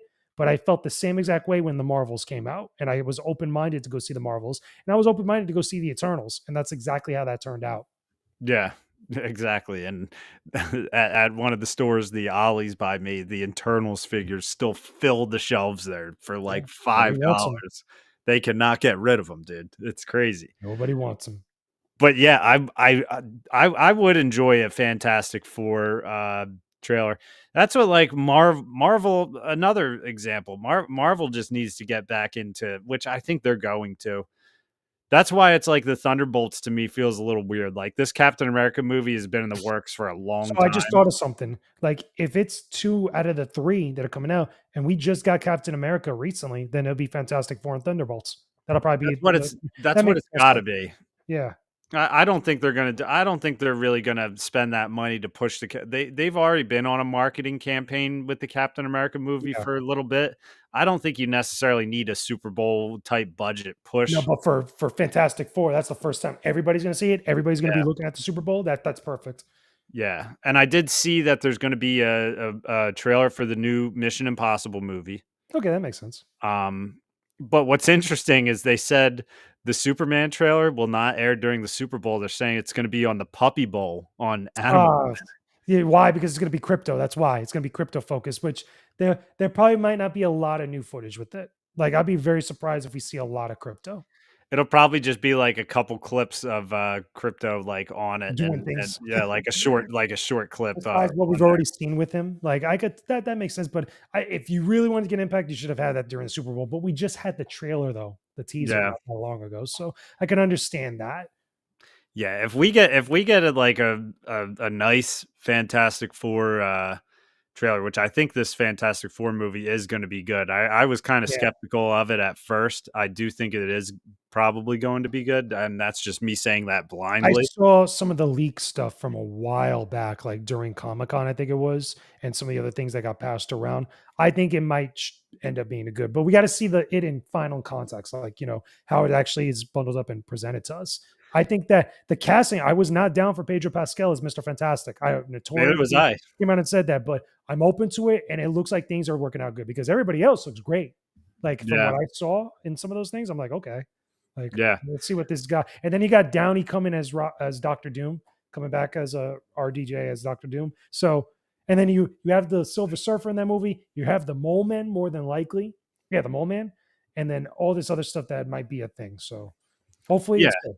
I think that's like the change up that Marvel needs right now. They need to kind of they desperately need to regain momentum. And it's interesting because this is kind of what we've been beating on a little bit here, but it comes down to Disney Plus. Alfie himself totally believes that Disney Plus is on its way out just because their lineups, their future lineups are not like they're kind of like dwindling. There's not a ton like coming out like I don't future think it's because wise. is on its way out. I don't think Disney Plus is ever going away because it does make some sort of good profit and does good stuff for it outside of the things that we normally talk about. But I know that they did. There was reports that come out, and I know Jeff Schneider talked about it, and Christian Harloff talked about it, where there was definitely like pulling things back a little bit for less projects to go out and more quality being or much more of a focus on quality for the ones that they do put out, which is what happened with Daredevil. Daredevil Reborn, or yeah, what was it? Oh my god, Daredevil. Yeah, I think it's Daredevil Reborn, right? The Daredevil Reborn. I can't remember the title, but the new Daredevil that's coming out. That show had to be rewritten and reshot at one point because the original way that they did it was not working. And now we got the trailer for how it looks now, and it looks awesome. Like all the whole gang from the original Netflix show is back. We're Yeah. getting all the same actors and stuff. I'm down with that. That looks good. Now, what's weird alongside of it is because, like I said earlier, Agatha is not getting a second season at all. And then WandaVision was also reported they're not getting another season, which kind of makes sense because WandaVision was kind of done. You know, it was like the aftermath of a lot of stuff from Yeah. before. Which I But liked WandaVision. That was like beginning of Disney Plus, and I thought yeah, WandaVision that was was the cool, but first. I thought that show just kinda had a conclusion, and that was like it. I You know just what I don't mean? know what you could really do with it afterwards. Now, the other one that is going to be weird or a little bit interesting is Ironheart, which I believe, yeah, Ironheart is a series that they have a trailer for that now. We're getting the eventually the Iron Wars or the Armor Wars thing eventually, which I think got turned into a film. It's not going to be a series anymore. Yeah. So it's a lot of movement going on, but like I said, fingers crossed, things are starting to turn up and actually be a good way to lead into Secret Wars eventually. I just feel like I just feel like their timing is just so off though, because it's like for Ironheart, I feel like that should have been a show that you had lined up to come out like 3 months after the, like, Wakanda Forever movie. You know That's what I probably what mean? it was originally, at least with the idea of it, but things got all mixed up because there's so much stuff that was going on with Marvel that was all over the place. Because remember, the multiverse saga has not worked for them. The multiverse saga has not been received in the same way that the Infinity Saga was. Yeah. Yeah, so hopefully they regain it. I mean, obviously they're trying to with hiring Robert Downey Jr. back. So Hey, everybody loves RDJ, and I'm pretty sure Chris Evans is coming back. he He's is. he's coming back in some form. Like I've we're seen some leaks. I've seen they're some gonna get the interesting band leaks. back together. They're gonna do their greatest hits, and we're gonna love it come the time that Doomsday or Secret Wars happens. I think that, and then by the way, people are gonna lose their damn minds when Secret Wars happens because there's chatter that we might be getting Toby. What is it? Hugh Jackman? Jackman, Robert Downey Jr., all in the same movie doing things. That's Yeah. going to be awesome because that's the blending of all the Marvel movies and the Marvel Cinematic Universe stuff together for fans that have been with this for like 20, 30 plus years. Oh my Yeah. God. Yeah. Like Absolutely. I'm that's a absolutely all real in for that. thing that's being talked about. Yeah, and I mean, perfect example. Deadpool and Wolverine is a good example of being able to have fun Yep. with the Marvel IP, and being able to We got put Blade asses in the again. seats at the same We time. got Wesley Snipes as Blade. I was in that theater and saw that reaction. Like, Dude, that I saw that movie opening night, and yep. my I theater's did. I reaction, did. It was awesome. dude, when Wesley Snipes walked out, that was everybody. Felt Like, that. that was when people out That loud came were from just like, that came from deep down "Oh." inside. I think even I might have done a little bit of a "Oh," when he walked out because I was not expecting that. I didn't think they would actually get him because I didn't think he would actually be down to do it for many reasons because of Hollywood politics and other stuff going on. But between Channing Tatum being Gambit and everything else, like there's some fun stuff. Now imagine that same feeling, what we get with the Russo brothers doing Secret Wars. They're going back to the It's too formula, much man. hype. They It's had too much hype to think ingredients they about. had ingredients that worked before, and they changed the formula, and they said, maybe we should go back to that old recipe we had." Now, here's the funny thing though, and this could be the last point that we speak on this because I know we're going long, but this is important. There's talk about them after Secret Wars doing the X-Men, or at least introducing aspects of the X-Men for the reboot of them into what's going to happen after Secret Wars. Like I would totally take the Russos doing X-Men because they I know how to work with groups of characters. Absolutely. They're great with groups. That's what makes like the Avengers movies and everything so good Civil is War. because, yeah. Civil War, like awesome. Yeah, it's like just their interaction with characters and different layers to everybody being involved. Like even side characters feel like they matter in it. They know what they're doing. Those guys know what they're doing. So Mhm. it's like getting a Star Wars movie where you know you had great stuff in the past and they're doing it again, which like is weird because we technically can't have that because George is never going to do it again. Yeah, But right. but it's good stuff. I think here's the thing. I think I've seen. I feel like COVID put us into a weird thing with movies Yeah. and media, and the people started putting out some good quality stuff. People started putting out some bad quality. I feel like we're starting to find the balance of things again, where we're starting to get some damn good movies in theaters again, where I'm going to see them. Mhm. Like I've always loved going to the theaters, and don't and anyone who follows Jakejames Lugo knows that he's Yeah, in the theaters if a new I go a movie's lot. coming out. Yeah. I'd like to follow you even more, well, obviously for your Star Wars stuff, but even more so for seeing what movies you're seeing Mm. in theaters because you're usually giving a review on like the Friday that it's coming out because you're Yeah, usually like a Thursday usually night guy. what is it? The release schedule is usually Thursday, I wanna say, Yeah. because movies say they're coming out Friday, but it's really Thursday because it's that night or that day before, which is like the afternoon when they Yeah. drop and stuff, which is good. I mean, for people that don't wanna go to midnight showings, which I think midnight showings are pretty much gone now, like with all movie theaters and stuff, but it helps, it helps in it in order to, like, get to some of those movies, and I enjoy it. I have fun with it, but I agree with you that COVID definitely had an impact, but we're starting to see some movies and some projects actually start to even things out. But it's still the Hollywood entertainment industry is still reeling from what happened with COVID because there's still a lot of after effects from all that time. Yeah. I think what they need to just chill out about is like I think back, I forget what I think it was like the Academy Awards like a year or two ago where I think it was the person who won Best Director, where they're like, things are always moving so fast, and like because of social media, like trends are changing constantly, always, and you always got to keep your eye on that as far as what you're making or whatever. And it's like I feel like people should just not even pay attention to that and just make good movies because that's how it was made before. You come up Yeah, with a great but that's idea for a different now. film. Like, they have to pay attention to it. That's part of the business now. That's part of the industry. Like, I social hate media it. has changed a lot for many people. With entertainment, that's just part of it. Like, and it's just something they just gotta adapt to. You either adapt or you die, and there's just nothing you can do about it. You just gotta get with the program or not. I think there's like a fine line to it because the movies that have gone for like what's trending sometimes like take a big L because the audience that you're trying to make the movie for might not be the type of audience that's going to go to the movie theater or something. Like it's just like uh, there's different move.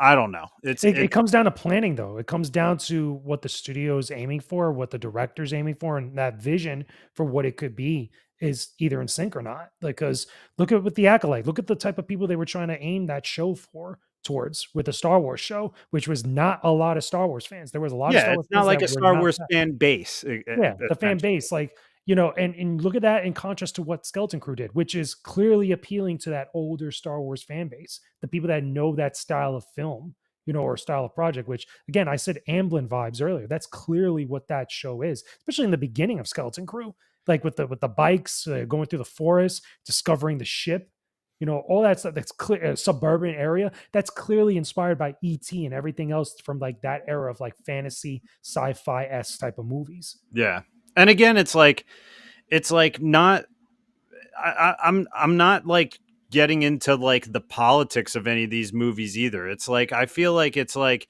if you're aiming for like a Gen Z type audience to get into Star Wars, I don't think Acolyte's going to be their entrance way to being like I want to watch Empire Strikes Back now since I Yeah. watched The It's Acolyte. not Like because it's not even understanding what the brand is, let alone what how the yeah, brand is established. Because you'll get more people to watch other Star Wars projects if you show them something like Ahsoka, if you show them something like Mandalorian, or like season 1, 2, like yeah, that. I think there's an argument that could be made, like, they'll get into other stuff from those series. Not even looking at quality stuff, but, like, if they enjoy it, they'll go to, like, some of those other projects or other shows. exactly. Yeah. I mean, I I will say I was a fan of Wicked. I thought Wicked was really good. Yeah, Wicked was solid. Wicked was Yeah. really good. And I mean, I'm kind of easy on that because I do like the musical style movies and everything, but I was very familiar with the play of Wicked, and I was like, damn, they didn't just kind of like say we're making Wicked and put it out there. Like they really kind of went all out for it. Yeah, And I it had showed. my yeah, I was kind of like sick of like their campaign for it and everything too. Like I was like, I'm sick of seeing commercials for this and all the interviews. Like I was kind of getting annoyed with it. And then I watched it. I was like, damn, I've watched Wicked like 3 times. I think it's really good. Yeah, it's solid. So it's like there's still good stuff coming out, and there's still very good hope for the future. I think. I mean, I liked Sonic 3. Yeah, Sonic 3 was fun. I Yeah, got to see Sonic 3 early. That was fun. Like, but it shows you like those projects, those movies and stuff, they're being done with a way to attract the audience rather than just try to do something towards the audience, try to speak to the audience in a way that's like either antagonizing or just like repelling to them because they're different. Like, look at what's happening now with Amelia Perez. Amelia Perez, is a movie about Mexico or Mexicans and other different things that are social or political. We don't have to get into because it's really complicated. The point is, though, the audience that they claim that, or the people that they're trying to represent for that, the audience does not like it. Like they're very anti against it because they feel like it's very offensive and it's very all these other things that clearly the movie did not accomplish when it set out to do that. And granted, it's still getting Oscar nominations. The point is, the audience is rejecting it in a very real and visceral way. Look at those other projects like Sonic, like Wicked, like Dune Part Two, like all those different things, and you could see like they're really a lot of the people that are watching those are enjoying it and connecting with it. yeah. I mean, yeah, do perfect examples with saying that. I never even heard of Amelia Perez until I saw its Oscar nominations. I don't know if I just was not in that bubble of movie talk where I just wasn't seeing it when it came out. I never heard of it until Mm. I saw that it had the same amount of Oscar nominations as Lord of the Rings: Return of the King, and Oh wow, that's I was crazy. like, I I'll was tell you like, right now, when the Oscars happen, if that movie Amelia Perez wins a lot, like there's going to be a lot of problems with people, and that's going to be a very big deal because there's a lot of media people and content creators and people in general that really don't like that movie. yeah, I was surprised because that's what I saw it was trending on Twitter. I'm like, what is this? And then I saw the tweets that they were like, how in God's name did this movie get as many uh, Oscar Let me nominations put it as this way, Return of the like King? let me put it this way. You know, GLAAD, that organization GLAAD, that's in the Hollywood entertainment industry. It's the Gay Lesbian Alliance and other stuff. I forgot the acronym, but it's like they really they represent. They go and actually do talks and stuff about different entertainment media in relation to the LGBTQ community, like all that stuff, right? So they even themselves rejected it from actually being included within the GLAAD Awards. They actually had the GLAAD Awards not that long ago, and the movie was not nominated for anything. Like they actually, I think, put out a statement saying that this is not a good representation of trans people or trans identity or all these other things. Like it's actually offensive the way that they go about stuff.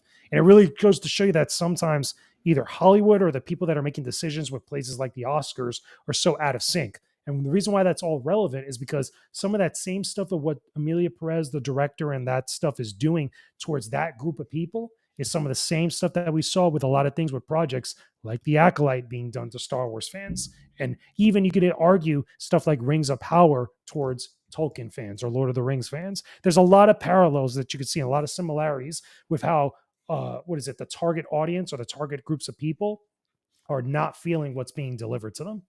Yeah, when are the Academy Awards? They got to be Oh, not long from they're now, like right? what, another month or so, I think. I know that the Grammys are coming up next weekend and we just had the Golden Globes. Yeah, Because after the Grammys, it's Super Bowl time. exactly. And I know you're rooting for the Chiefs, aren't you? Yes, yes. See, Lord, Chiefs I'm Kingdom, please, please. We do that, we're gonna be here for 4 hours, dude. Like not even. dude. I live and die by these Philadelphia Eagles. Yeah, they're March 2nd. The March 2nd. Academy Okay, so Awards. not next month, the month afterwards. Yeah, so that'll be definitely interesting and something worth watching to see what happens there. Hmm. Any other topics that I did not hit on? I think I've pretty much checked think off most of the think the stuff. only other relevant thing we could briefly touch on, because I haven't really played it yet, was the release of Jedi Power Battles. Which Jedi Power Battles, the thing is about it is that it's not getting good reviews from a couple places that have actually reviewed it. A lot of places are not reviewing it, which I thought was funny. Yeah, I have not read any reviews about it at all, and I have not downloaded it yet. Although that is our thumbnail for this episode, just because me and you have talked about it a while back, and I know you've reviewed the game, and I know how you Mhm. feel about the game. Which when I replay the game, I I'm right. understand why you feel I'm the way you 100% do right. about things.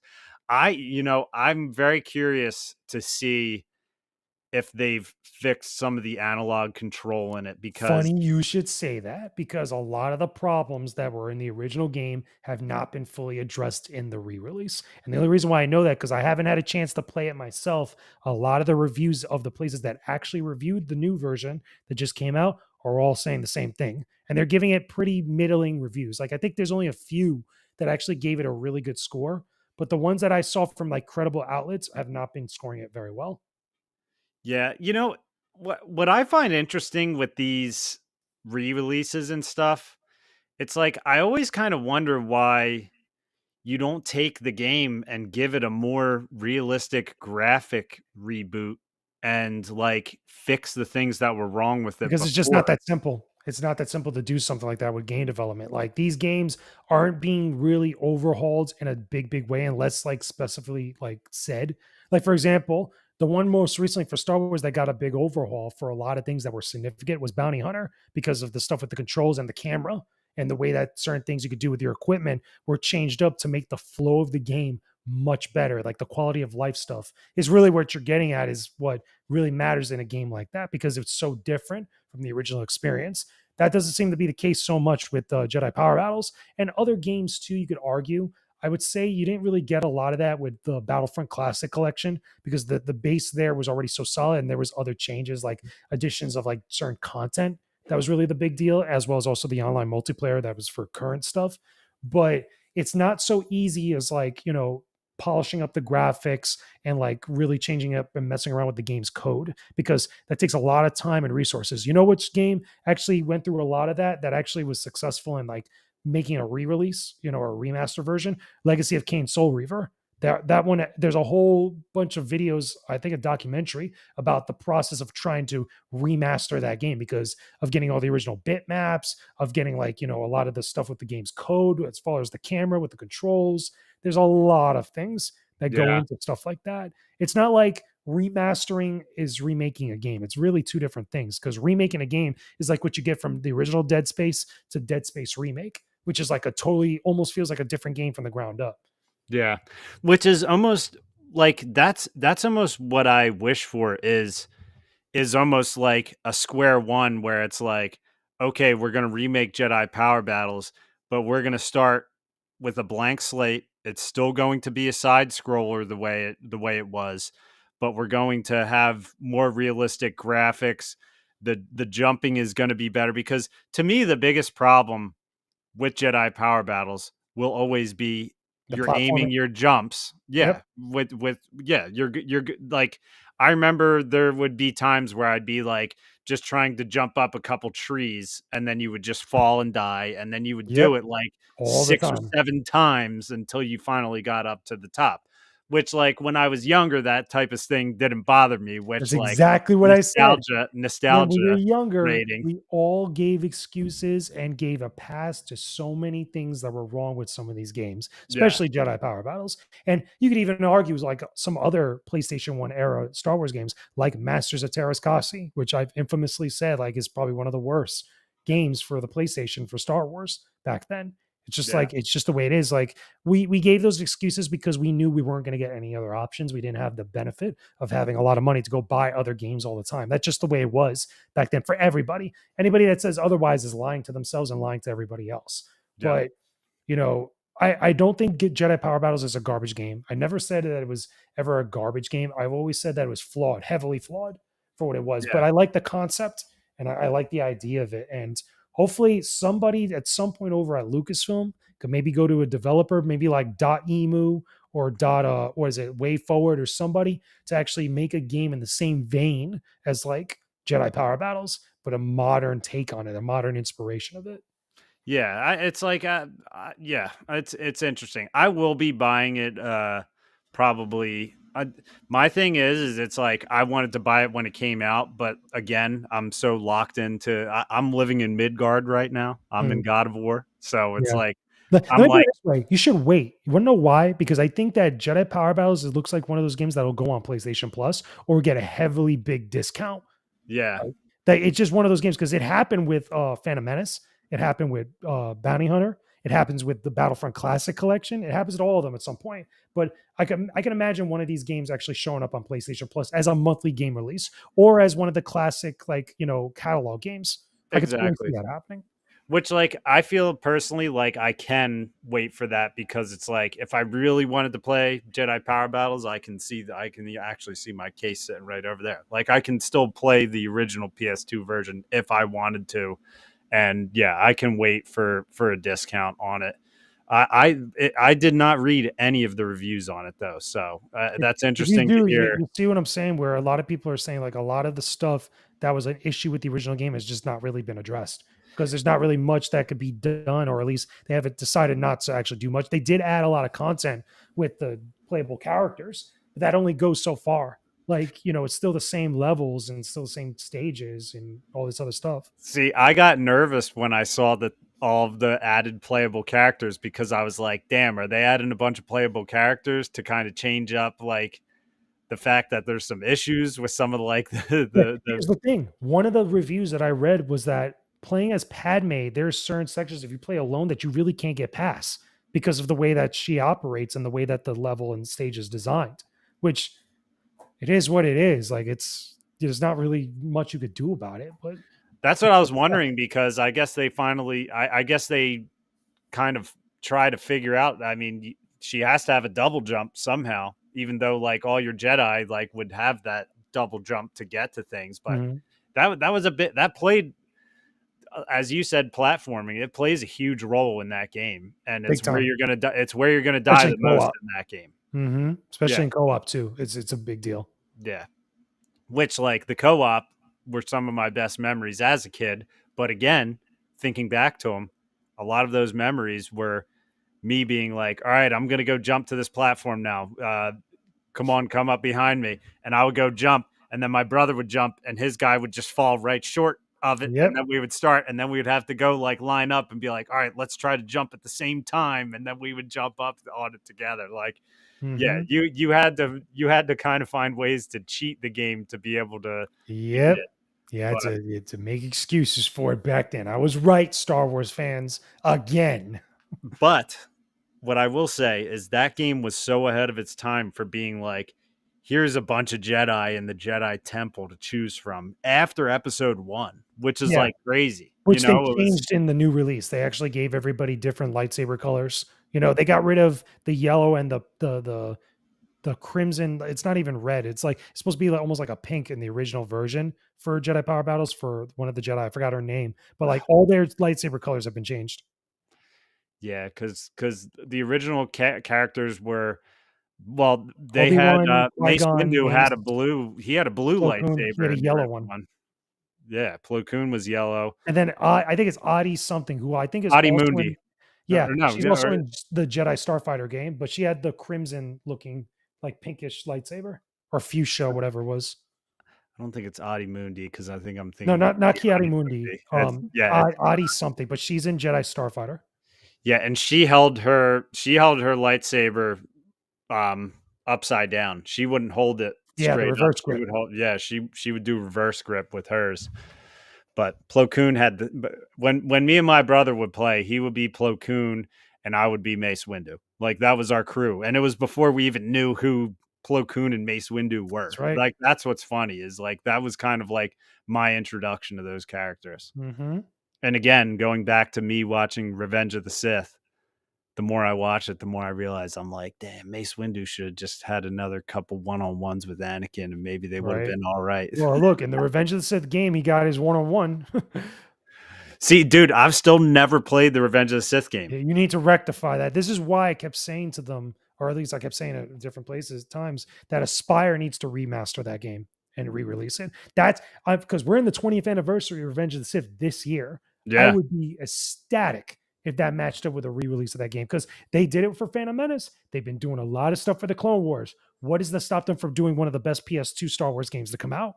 That because that yeah. is literally, besides Battlefront 1 and 2, that is the best PS2 game to And come out. I know I've read that it is, dude. And I like I said, I know I might have told you about it because I got Clone Wars at a thrift store. I got the Clone Wars for PS2 for like $8, Mhm. and then they had Revenge of the Sith on the shelf, and someone took the freaking disc Oh out of it, man, which pissed me that's off horrible. because it was on there for $6, and the case was perfect. Like Wow. the case was perfect condition. You I gotta was eBay it like, now. You gotta go to eBay and find it. You can find it pretty cheap on eBay, complete and stuff. yeah, That's a game. That's one of the Star Wars games I say that needs to be remastered. yeah. 'Cause that, I by gotta the get way, on that was a significant Star Wars game release because it was before the movie that came out. It had footage that everybody was hyped up about, and it played pretty darn good for what it was, despite my criticisms and stuff. Because it's still a lot of fun to play co-op and to do the dual mode. that. Yeah. I need to hop on that because I've watched your videos on it. So It's great. that's on the list. I It's have a definitely video on the review to watch on YouTube. Is that good? there you go. There you go. Plug it away, man. I mean, Mhm. Jakejames Lugo, guys. Check him out on YouTube. Um, I think that's pretty much what I got on my list for tonight though. It was fun to hit on all of that Mhm. stuff. Cool. And I've like you said, I think I'm going to wait for the Jedi Power Battles discount. I Yeah, don't don't know pay that I the want to pay $20 what $20 it for is it right now. right I think it's now. like $20 It to get is. the remaster version. It's not worth that. It's expensive in my opinion. For what it is, for having read the reviews, you're better off waiting to see if it's on PlayStation Plus at some point. Yeah, which I did the original, like I did like the base level PlayStation Online like membership where you could only get the 3 games a month. Then I just upgraded it because I was an idiot. I bought God the first God of War. It was like the first thing I did was I went on the PlayStation store and And you I just bought bought the God of full War, version. where I was just like, "Damn, I could have upgraded to this PlayStation Extra or whatever, Yeah, and you gotta I change. would You have can't go got to it in extra. You that gotta go to library." premium because premium is where it has all that stuff because it has the Yeah. catalog games and it has the classic games. Yeah, see, I'm only in the catalog games now, which now I'm like, "All right, well, it's another $20 to get the classic game, so I No, might as no, well just do that actually, too." well, to get them like that, because when you have your membership, you could actually pay the difference. That they do a difference little They discount do. Yeah. to upgrade to the next level up like that for the same amount of time that I think you get it for. Or at least you get a little bit of an extension with it. Yep, So they're very fair with the pricing yeah, on that. Yeah, yeah, so I just recently did, the $50 to get because I wanted to get Ragnarok, and I'm like, "All right, well, for me to upgrade to the catalog version, it's cheaper than buying the game," which yeah, I should have done that in the first place because I yeah. would have had to buy the first God of War. By the way, that's the same issue that people had or ran into with Star Wars Outlaws because instead of paying the hundred and something dollars on any platform for the what is it, the complete like what is it, the I forgot the name of the edition, but the complete one that has all the DLC and stuff, you could have paid like $15 or less on Ubisoft Plus and get it all that content just for that price and either play it on PC or on Xbox Series S and X. Like except for PlayStation, because for whatever reason, PlayStation doesn't have a thing with Ubisoft Plus, which is stupid. But it is what it is. Instead of paying $100, you could have paid 15 and gotten all that same amount of content with the DLC coming. Yeah. It's funny because each system has their things where it's like good benefits and like issues with the benefits as well. Yeah, Because like I like for PlayStation where it's like part of my yearly subscription where it's like, okay, I have access to this catalog for a year now and I've already paid for it and it's done.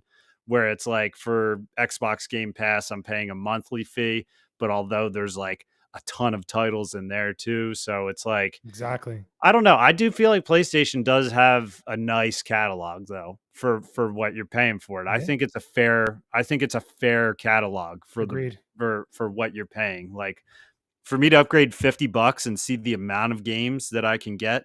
Now if I do another 20, which I'm probably going to do, to You'll see the see amount of because games you'll all get those Star as Wars games I well. mentioned are on there.